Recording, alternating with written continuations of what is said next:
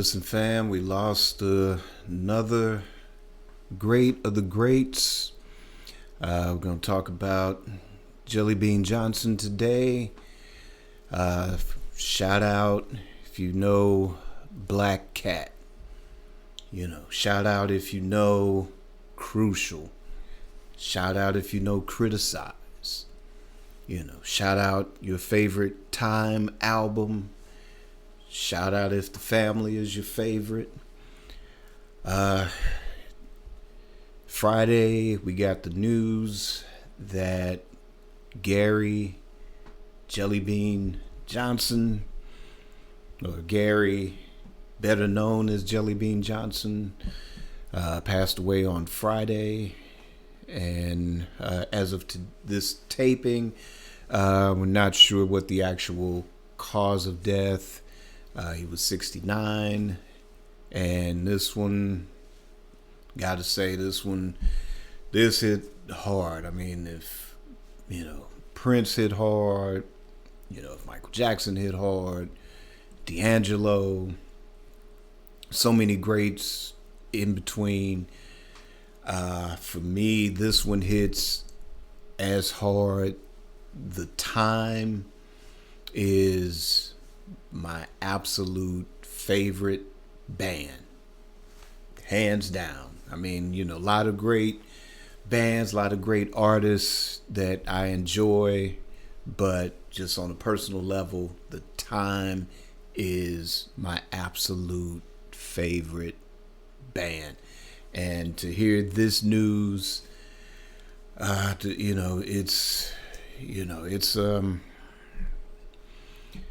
it's heavy.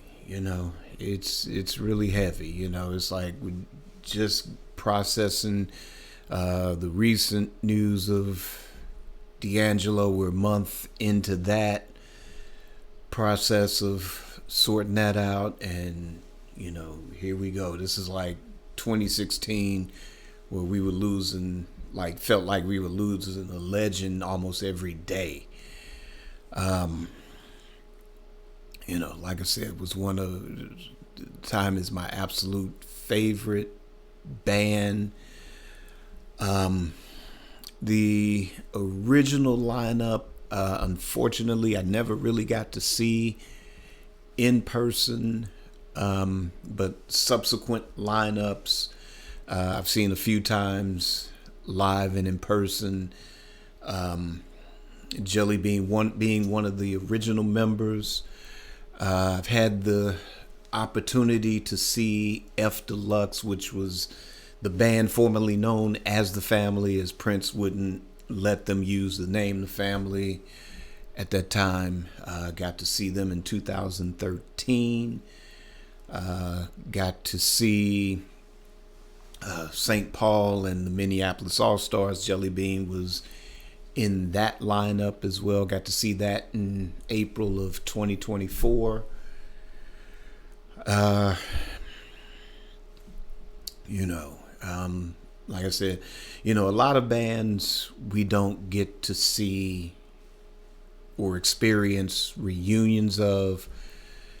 It's truly a blessing that we got to see, got to experience in our lifetimes two. We got to experience two Time reunions. We got to see The Family reunite more than on one occasion. Shout out if you got to experience those reunions up close and personal.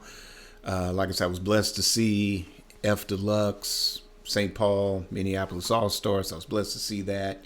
But like I said, I got to see at least some type of configuration of The Time in which he was part of that lineup.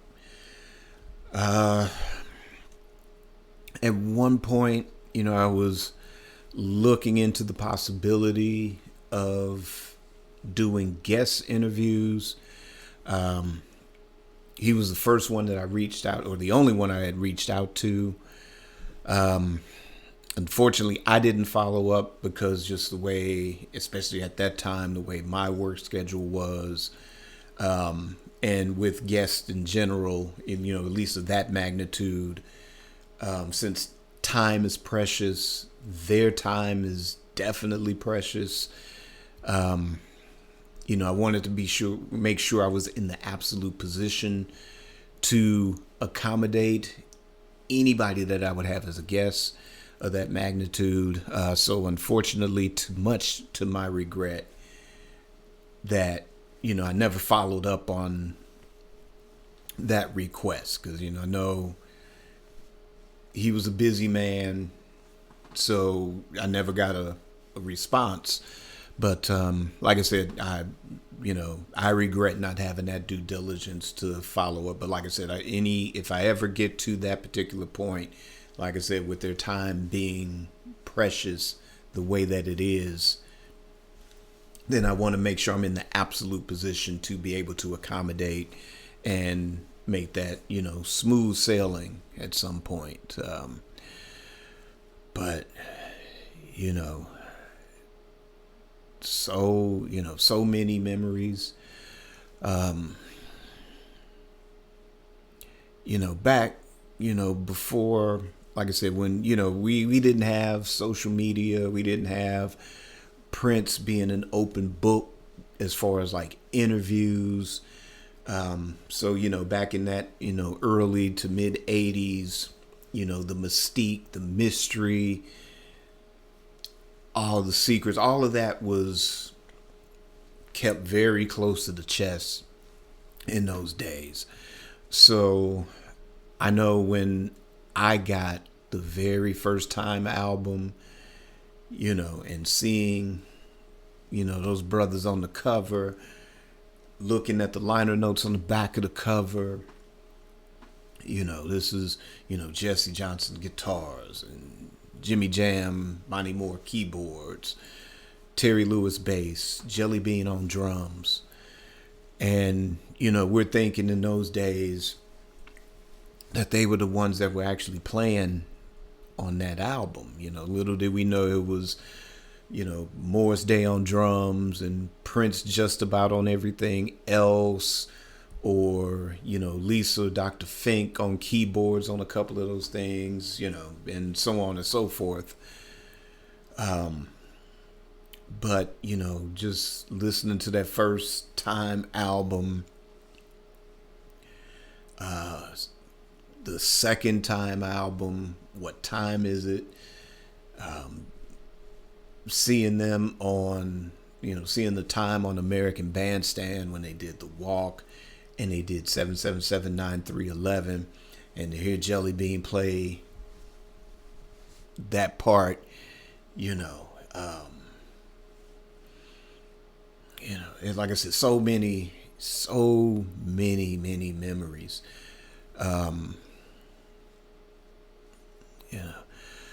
One of the things I know that kind of led me to want to do the interview, I know for years, there's been, his, speaking out on not getting the proper royalties from a lot of things that he produced. I'm going to kind of cover that in a few. But, I think even as far back as, actually getting to meet him in 2013. And this was in Chicago, City Winery, F Deluxe, the band formerly known as The Family. They were, got back together, had just dropped this album. And this was, I remember as far back as like 2008, 2009, and they were leaking tracks from this album as they were working on it. This didn't come out until 2011. But, they did the best that they could promoting this album. And I recommend you getting this if you can. Check it out on streaming. You have Jellybean, who's not only a fantastic drummer, but a fantastic guitarist as well. And his skills are on this album for sure. But in 2013, they came to Chicago at the City Winery, and I remember flying out there to go just to go see that. And after the show, they did have a little meet and greet afterwards, but kind of as the show immediately ended and they were kind of making their way to that meet and greet area, got a chance to meet Jellybean, got a chance to take a picture with him.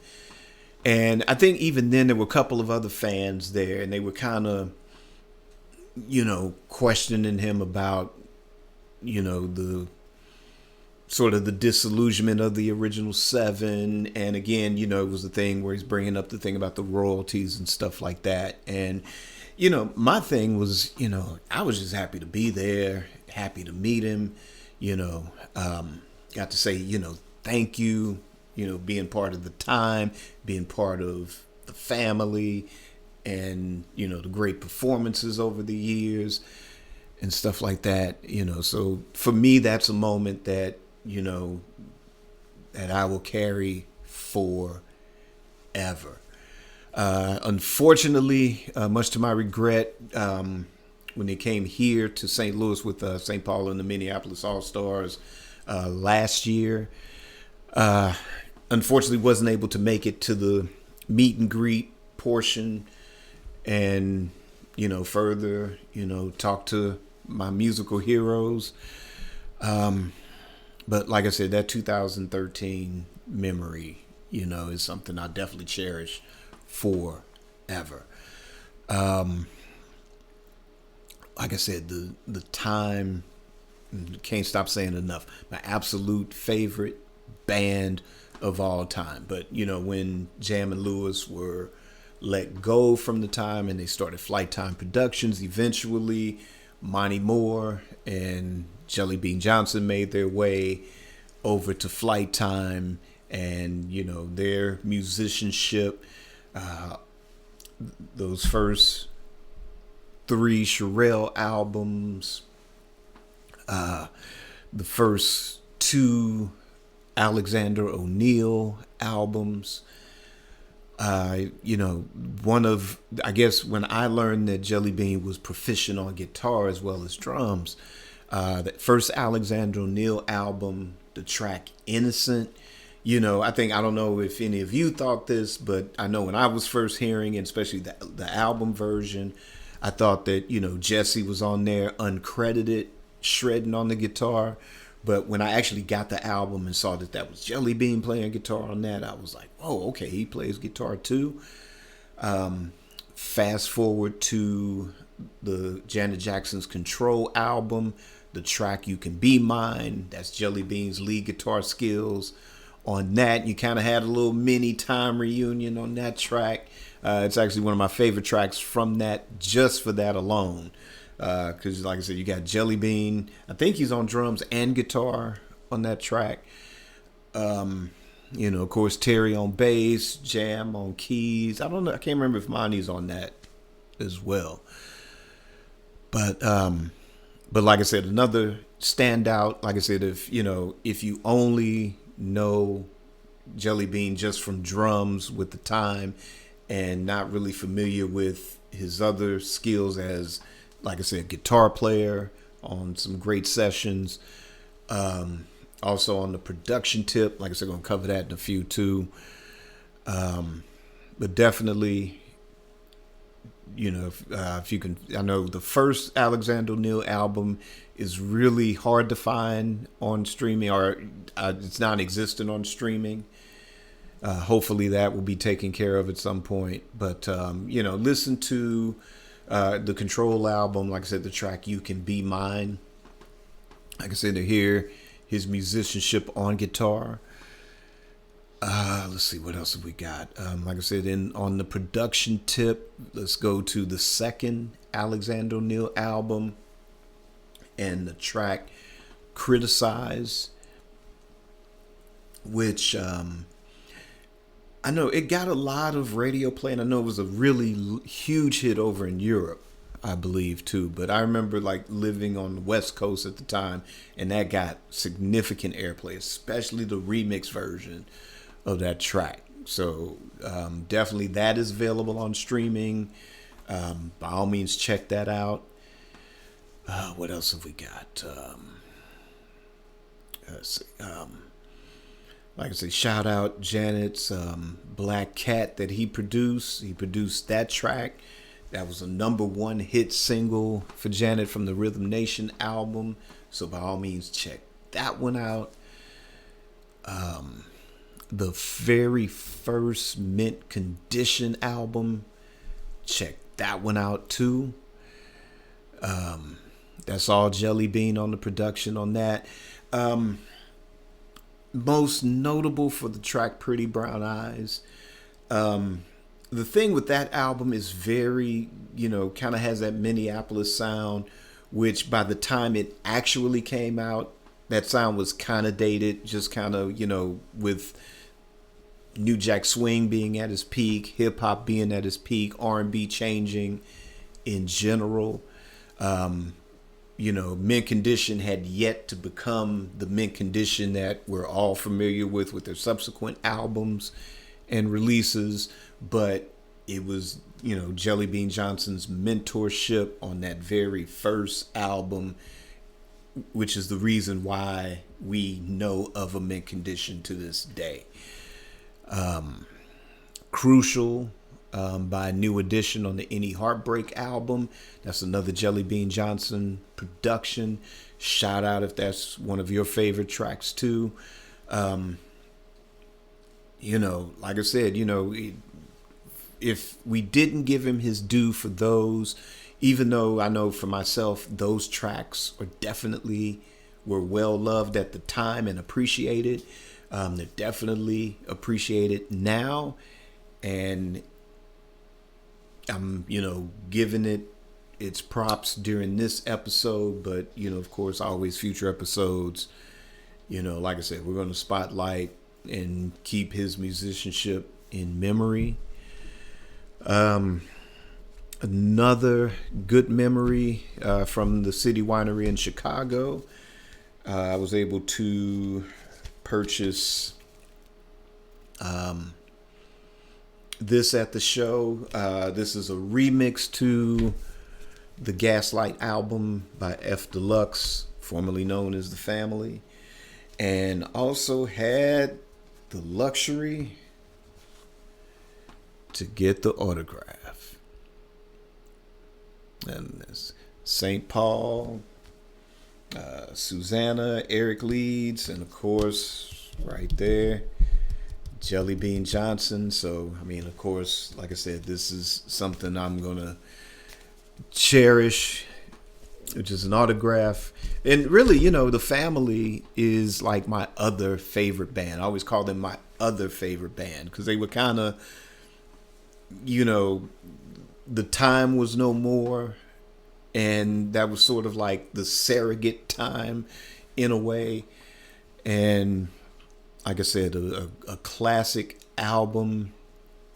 As far as like the First Avenue, their only performance of First Avenue from 1985 and their rehearsals. I think I might still have those on a bootleg somewhere.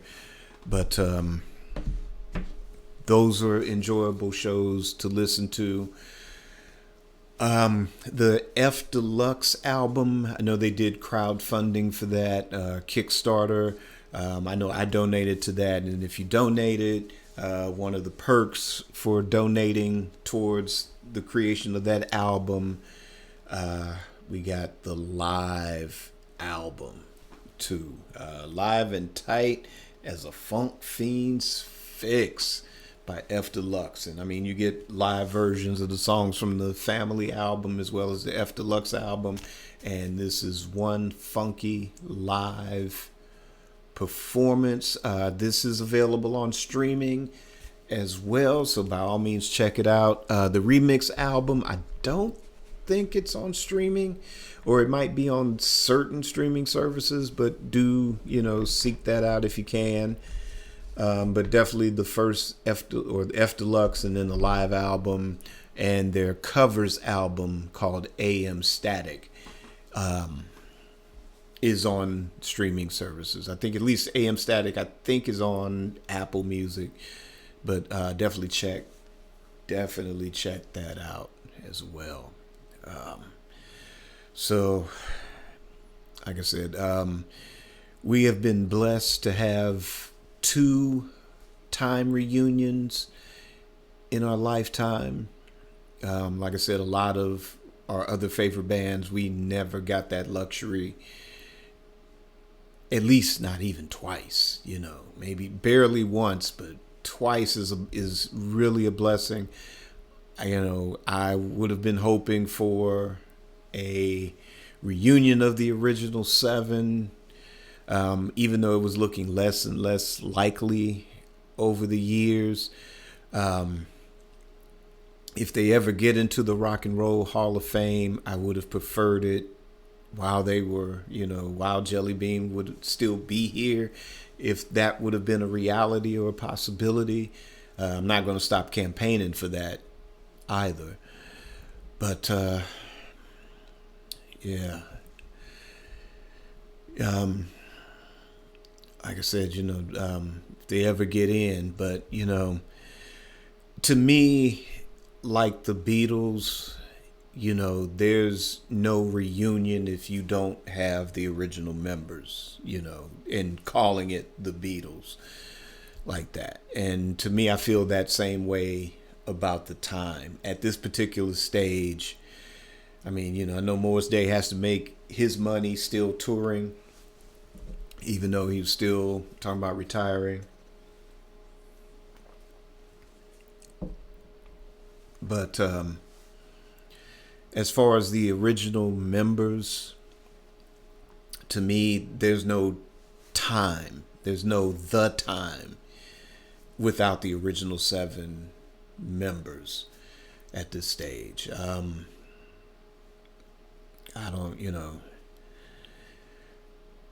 hopefully one day we'll get some reissues of the Time catalog. We got the first album remastered, but on vinyl only and on streaming. But I'm hoping we can get the catalog properly reissued, remastered, relative bonus tracks. Maybe hopefully one day we can get some live albums in that way, or live videos that we can experience the time, the original members of the time, at their peak. And just like I said, I spoke on another episode about group dynamics, how there's certain groups where you just can't just put anybody together and call it a thing or a band or this or that or anything. It just works with certain individuals, or either it doesn't work as well or it never works if you change any configuration of that dynamic. And to me, that time, that closeness, that tightness of that band, the funkiness of that band, it's something that, like I said, you might, with the band that Morris has now, with now even less original members in that, they're good, they're professional musicians, they're a joy to listen to. But to me, they're doing their job. That's what they're supposed to be there for, is to be excellent musicians and honor and service those songs. Just like the original members of the time had to be great, if not even greater, to service those songs that Prince and Morris Day created on those 3 albums, and even the Pandemonium album as well. So, peace and love. Rest in peace, Jellybean Johnson. It was an honor to have met you. It was an honor to experience in real time the greatness of the time, the greatness of the family, the greatness of F Deluxe. the greatness of your writing and production skills,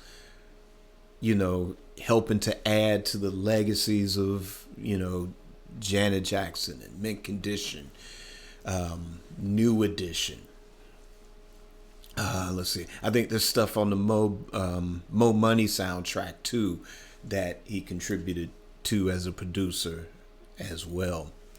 So, like I said, peace, love, rest in peace, Jellybean. May your transition be smooth, and that you become one with the one.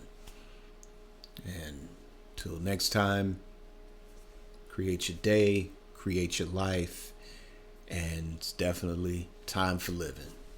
Peace.